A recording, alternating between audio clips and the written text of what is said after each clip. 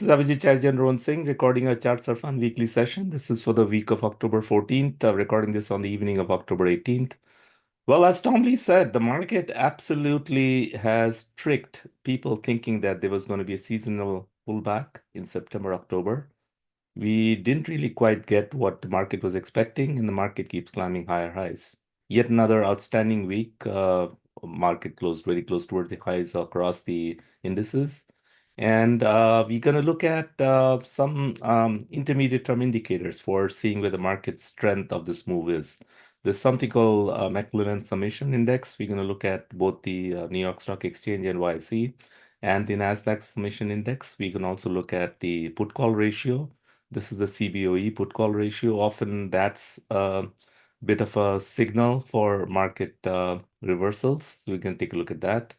And then look at VIX. Last week we had talked about VIX. We had talked about potential that the market could be forming some form of a bearish rising wedge. And with any geopolitical uncertainty, it could cause a pullback and VIX could spike higher. VIX didn't quite spike higher, but it's still maintaining that handle pullback. We'll look at the VIX chart to see where that could be indicating for the market movement next week.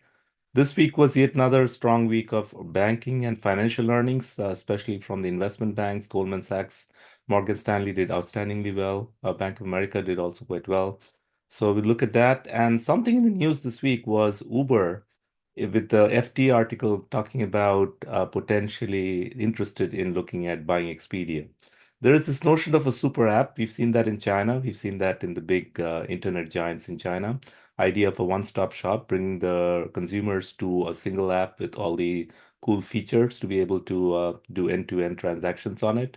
Uber, as we know, has Uber Eats. Uber, as we know, has the Uber car riding service.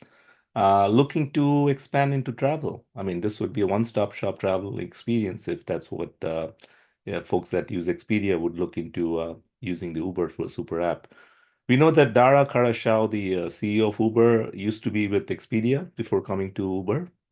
So he's been around, he knows that business better than anyone else. If they are able to pull off this acquisition, it could turn out to be an awesome merger that he could put into play and derive synergies of this joint business. We're going to look at both charts, Uber and Expedia. More importantly, we had blogged about transports. We feel that transports have got more upside. And we'll share an interesting tidbit that Tom Bowley, he's an amazing technician that I respect and often follow, talked about in his weekly analysis on stock charts, talking about the correlation of when transports take off, the market takes off with it, usually trending higher.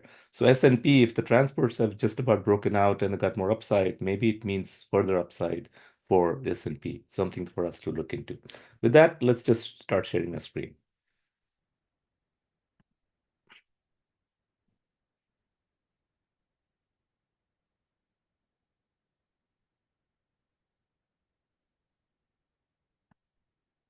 So that's our Charts Are Fun Substack website. We appreciate you subscribing to it. Just share your email and you'll get weekly, daily notifications on email when we publish the blogs.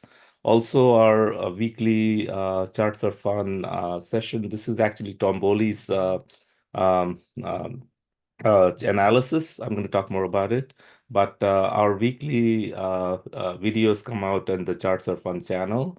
So we just appreciate you subscribing to it. Just hit the like button if you like our videos, and we appreciate you also subscribing to the channel.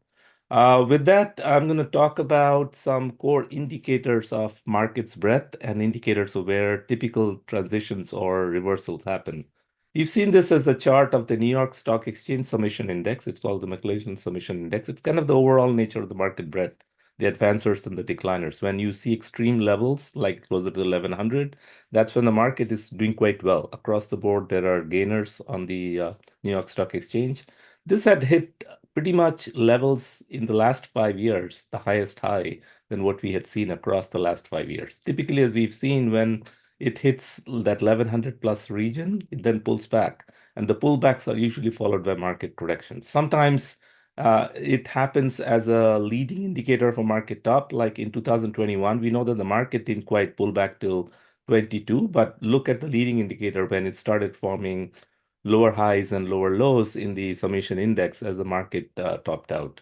later in the year in 2022 into 2021 into 22. So sometimes that's an indicator. We have not yet seen that. We've just kind of hit a higher high closer to the 1100 and started pulling back.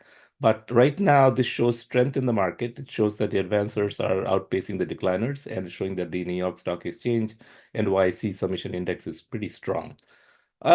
Slightly different picture on the NASDAQ Summation Index in terms of its market breadth. We can see that it's nowhere near its 2024, early 2024 high.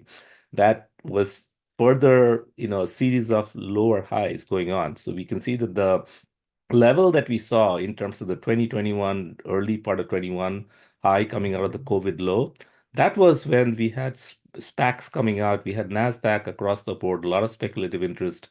We saw levels closer towards the 900 level.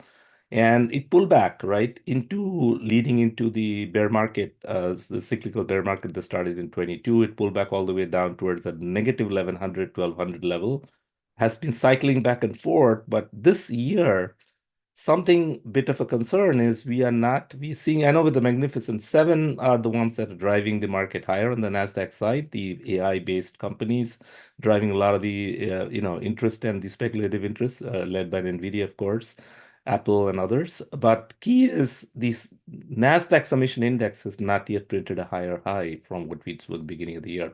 So that's a bit of a divergence. The NASDAQ is climbing higher highs, but the Summation Index is not.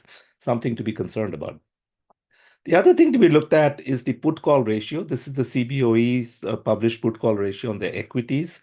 That tends to be, in the 0.54, 0.55 level, typically is when you start seeing a market reversal. And as that CBOE put call ratio spikes higher, the market pulls back. Then as the market kind of forms, a bottom, this kind of tops out and starts pulling back. So right now, this is at slightly lower than what we saw in the July timeframe. We know that market had an interesting cyclical kind of a top in July, then we got a sharp pullback into August 5th.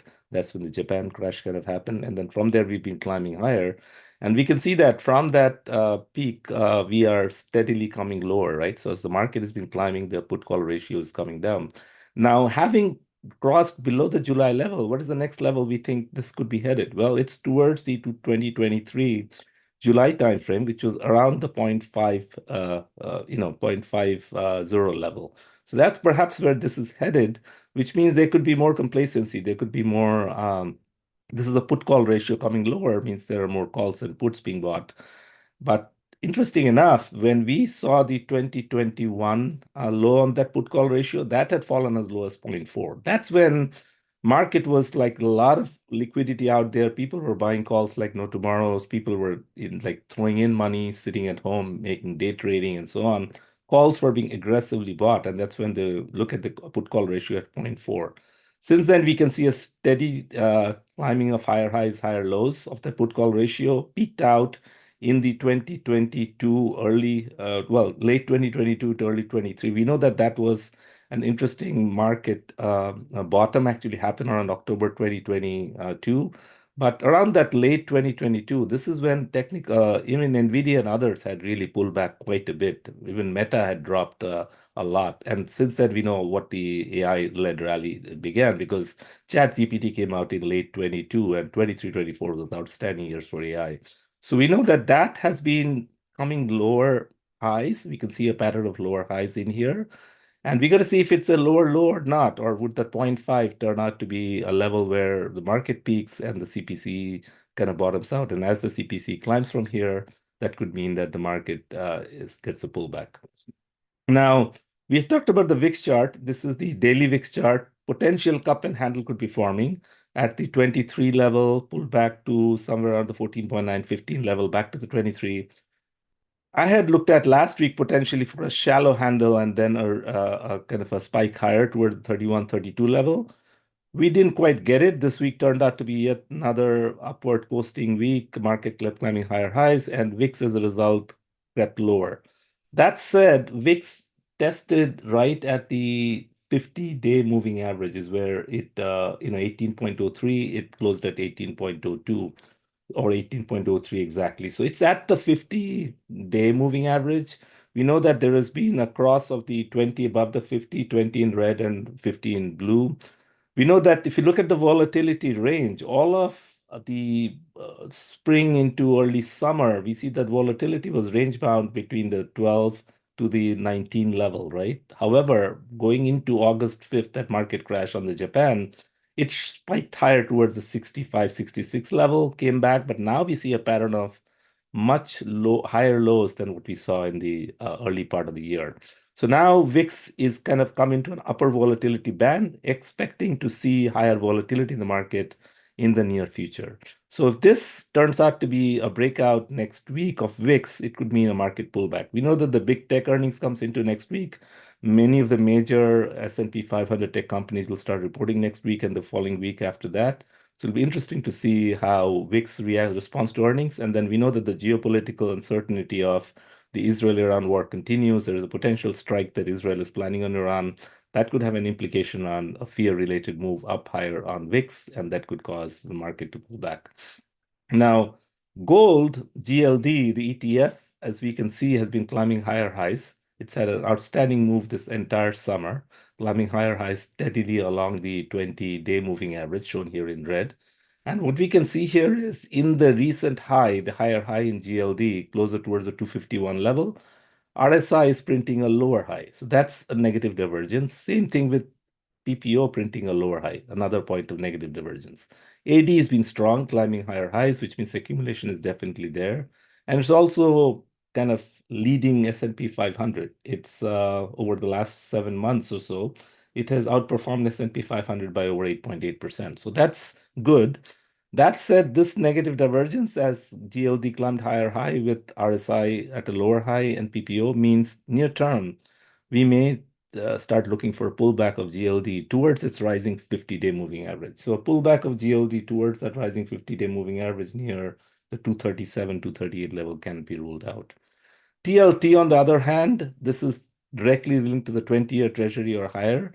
And this is an ETF for the long-term treasuries. And that one, as we can see, pulled back to test a critical, what used to be resistance is now support in that 92, 93 level. So it tested that 92.98, closer towards the 93 level, rebounded from it, 93 to 95, a pullback again this week. But if we get a fear-induced move next week for geopolitical uncertainty, this is safe haven. TLT will start rallying. So expect an upward move in TLT. I expect this a little bit of a cup and handle from the 93 to the 95.6. That measures to a 98.3 level is what I expect that to go to move upward towards. And you can see that PPO is kind of gearing up to cross above the zero line. The histogram on PPO is kind of getting closer towards the zero line. And a bullish crossover there could mean a break above 95.6 for TLT. So looking for some upside in TLT in the next week or so. Now, the other thing we had talked about last week was financials. Financials, we had said, looking great for all the earnings, and that exactly turned out as expected. A beautiful ascending triangle pattern. We had measured the XLF's target towards the 48. We did highlight the negative divergence still in play, lower RSI, lower highs in RSI as the XLF climbed higher highs. So that's something to be looked at. Our target is near 48. It came pretty close to that, testing a high near 47.7. 48.12 is our target. So it's a possibility that we might effectively be topping out in XLF in the near term and then get a pullback towards its rising 50-day moving average, which is a lot lower towards the 46 level. So that's a possibility. Morgan Stanley, we had talked about direct beneficiary of good earnings. The chart was looking very bullish, and that's exactly what happened. Another ascending triangle breakout. We had measured a target towards the 119. It actually exceeded that and put a high of 121. Today, in fact, closing very close towards that high at 121. So Morgan Stanley, extremely overbought RSI, extremely overbought PPO, potentially could have been topping out after this parabolic move, and we could expect a pullback on Morgan Stanley near term as well. That said, this is an interesting pattern that Tom Bowley talked about. I wanted to highlight and share with all of you. Is if you correlate over the last 15 years, the movements in the transportation index, the dollar TRAN, with the S&P 500, whenever the transportation index is in a range-bound move, as we can see with the rectangular red rectangular regions, S&P kind of stays range bound as well. So we can see here in this red time bound region in transportation, S&P was kind of range bound. Then the transportation breaks out and starts climbing. As we shown in green, S&P climbs during that period. The next red rectangle region, slightly declining transportation, range bound in S&P. Then transportation takes off and starts climbing. S&P starts climbing in green here. Another time period in the 18 to the early 2020 time frame, transportation range bound, not moving much, S&P range bound, kind of in a rectangular region. Then a breakout happens.